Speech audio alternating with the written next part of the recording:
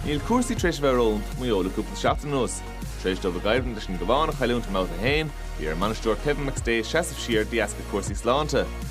An aireocht tatachú a héna gine Tyrone, a léir go gomas nar líidir dún an aul. Más macatíir a ham an trátrúta. Ríist nó sé taachtamach leis le hódan san ceansan fachta th naise Mayo mothlar na lára ghorsan nó sé teá leis an sa bí spug spásá háilta níise cosantóirí tuisím siar go Tyrone an féidir le scóra háilta níise sa Mayo brú a chur le hóda agus na cosantóirí ach conal dásan an ceansan na fiochan daní as ar fad le go brachbáin amach an ard a cint an Babhta san. Sé fachta raise Tyrone san Mark Bradley le siúd a cabh gan íomh a cethardíag taachtamach fé an ghorta sa ríist brú a taachta níise ar cosantóirí Mayo an sa. Tá riann bhain táistin úsáiding an réiteoireach ní bheith sé tastáil mar tha bród mar míte chur leis ar hódan san go ríist Ben McDonald le tachan cín chun scóra háilt. Chutach a ríist cícamach le bochtan man san agus bhfuil Tachtíige Niall Morgan leis cúpla cícamach an sa chéad le sin ó Donoghue trasna an sa congracht an stúa be deis a ríiste Mayo scóra le háilt an sa sin Paddy Durcan chun fachtan san aige an í sé siúd a dhéiscint a ríist i mthir a ghort.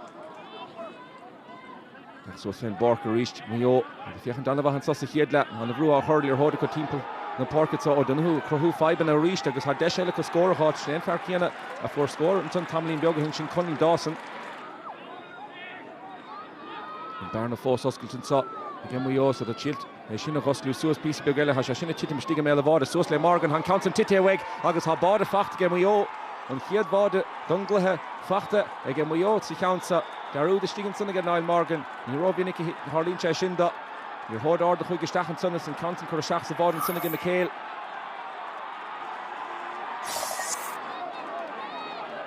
Is Tyrone ha brú ar clár a scóir sa hen le chur a suasa ge Mayo be se gana hásta le sin se chun fear inis a bheith sé altas cúpla scóra cháilte scuile fé bád agus héachar sin dar a Canavan inis tá teachtaníar ar siúlad sa cá ní go spásá háiltige Canavan at son sé machtasteach cosantóirí titim siarach well ní chuir ren lábhan échar le hód agus well ní féidir rin spás a thuirta dar a Canavan san áit san ar a ghort is bád a fachta go siúd.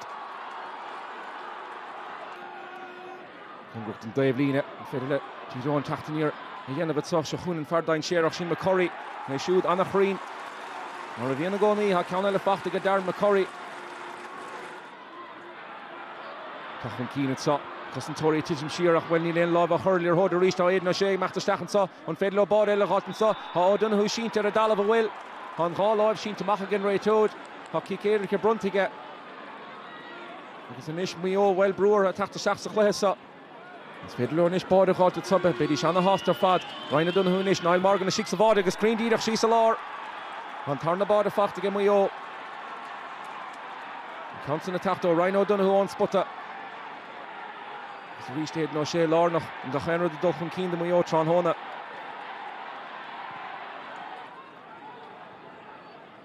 Bearna fós oscailtear clár a scóras Mayo be se dana hásta hísan san ar a Dave líne